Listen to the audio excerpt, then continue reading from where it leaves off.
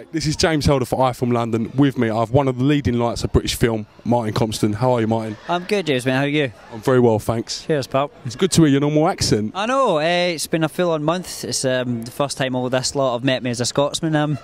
It feels a bit weird for me as well, but I can't break character while I'm working, you know. It just, because my natural accent is so strong, it's just easier to keep it this way instead of coming in and out, because otherwise it throws people and they start questioning your accent, whereas if you just meet them as a Londoner, it might not be great to start with, but they just accept it, and then hopefully the accent gets stronger and stronger, and you know, nobody asks any questions.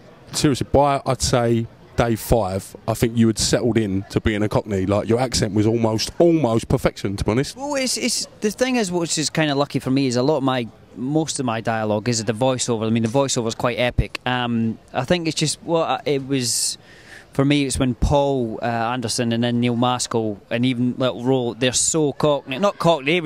They would say they're South London, not Cockney. But to me, it would be Cockney. But it's fallen into their kind of speech patterns. And I was wanting to keep Joe, you know, the character, just a bit outside that, you know, because he is an outsider, and I didn't want to kind of not stereotypical him, but just make him a bit different from him, just a bit of an outsider. So I try to keep it a bit more level. Brilliant. I think it worked. No. What was it like working with Paul Anderson and Neil Maskell, and obviously Roland? What were they like towards yourself? I mean, their own record already speaks for itself. You know what they've done. Paul's a revelation, and I'll be honest, I didn't know much about Paul before I met him, I mean, I've only worked with him once, so it'd be hard to say he's the best I've ever worked with, but it's the best performance I've ever worked with. You know, it's the best I've ever seen, sort of unveiling before my eyes. You know, I feel as if I've been watching a bit of history. Maybe the film comes out and proves me wrong, but I really do think Neil I've worked with before. Anybody who's in the business knows how good Neil is, and same with Ro. You know, they've sort of stalwart London actors. Yeah. A lot of chemistry between Louise Dillon, who plays Claire, and yourself on screen. What was it like working with Louise? Louise is cracking. She's just a good person to be around, you know. She just kind of makes everybody else happier when she's about, and she's a brilliant wee actress. You know, she's just a lovely person. Kieran Hawkes. Hawkes getting involved. I think that's a bit of a revenge attack there.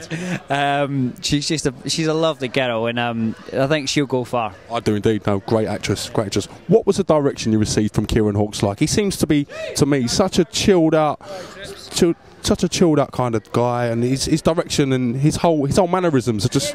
Kieran just loves film, you know. He absolutely loves it, and he loves being on it. Couple of comedians. He just loves, and he's grabbed his chance. You know, first and foremost, they wrote a beautiful script, and it's just the dialogue in it is immense. I mean, because there's a lot of great stories that go on, but actually, the actual dialogue for reading a script, a British script, every single word mattered. You know, basically, I think my job was not to fuck it up. You know, and I think he'd done a lot in his casting. And again, Kieran's one I would say I'm not worried about. He's going to go far. What was your first impression when you read the script? And Joe, what was your first initial feelings? I was blown away by it, and I said that to Kieran.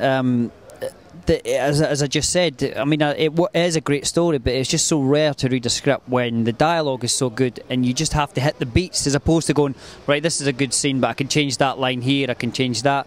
I actually just knew I had to hit every single beat, every note. I mean, there was a rhythm to every scene, which was, you know, sort of microscopic, the way he detailed it, and you just had to go with it. And that was one of the big things when I went in for the first audition. Well, the only audition that I went in was to just hit those beats.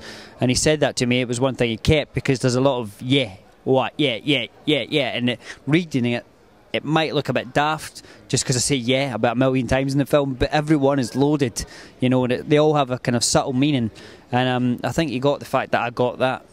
Having spoke to Kieran and understood his vision, I kind of got that from him, and I think it's a credit to yourself, like as an actor, that you understood what he was trying to achieve. Do you know what I mean? Yeah, no, of course. I mean, and basically, it is his vision at the end of the day.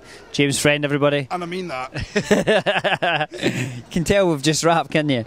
And it is. I mean, it is. End of the day, he's been sitting writing this thing for a while, you know, and it'd be disrespectful of me come in and of any other job and come in and say this is what I think, because he's trusted me for the job, and he's had a lot of faith in me. So, you know, I've just got to kind of try and repay that.